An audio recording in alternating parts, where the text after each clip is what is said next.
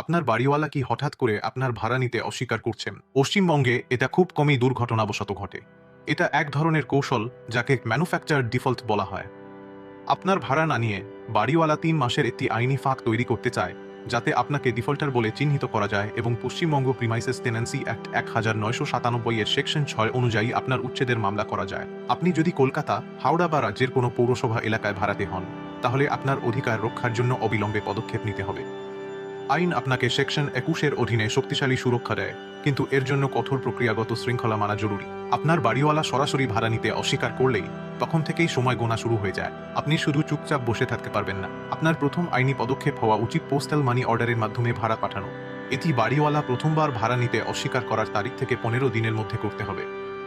এই মানি অর্ডারটি সরকারিভাবে যাচাইযোগ্য প্রমাণ হিসেবে কাজ করে যে আপনি ভাড়া দিতে চেয়েছিলেন। যদি বাড়িওয়ালা মানি অর্ডার নিতে অস্বীকার করেন বা এটি ফেরত আসে, তখনই আপনার প্রতিরক্ষার সবচেয়ে গুরুত্বপূর্ণ পর্যায় শুরু হয়। মানি অর্ডার ফেরত আসার তারিখ থেকে ঠিক ১৫ দিনের মধ্যে আপনাকে ভাড়া রেন্ট কন্ট্রোলারের কাছে জমা দিতে হবে। কলকাতায় সাধারণত এটি ৬-৪ লেনের অফিসে করা হয়।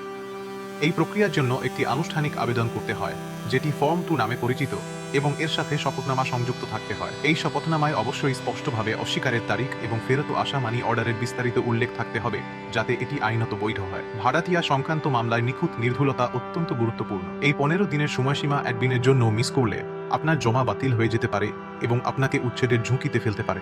এছাড়াও আপনাকে অবশ্যই আপনার আবেদনে সঠিকভাবে সম্পত্তির ঠিকানা এবং স্থানীয় থানার অধিক্ষেত্র উল্লেখ করতে হবে, কারণ এই তথ্যগুলিতে ভুল থাকলে বাড়িওয়ালা প্রায় আদালতে জমার বৈধতা চ্যালেঞ্জ করতে এই বিষয়গুলো ব্যবহার করেন। একবার প্রথম জমা সফলভাবে হয়ে গেলে আপনি প্রতি মাসে জমা চালিয়ে যেতে পারেন এবং সুরক্ষিত থাকতে পারেন। কৃত্রিমভাবে তৈরি ডিফল্ট যেন আপনার অধিকারকে বিপন্ন না করে, সে বিষয়ে সতর্ক থাকুন। যদি আপনার বাড়িওয়ালা ভাড়ার রসিদ নিয়ে টালবাহানা করেন, তাহলে পেশাদার হস্তক্ষেপই আপনার সবচেয়ে ভালো প্রতিরক্ষা। আপনার আইনি নথিভুক্তিকরণ এবং পশ্চিমবঙ্গ প্রাঙ্গণ ভাড়াটিয়া আইনের সুরক্ষা পেতে আজই পাটরাসেল চেম্বার্সে যোগাযোগ করুন।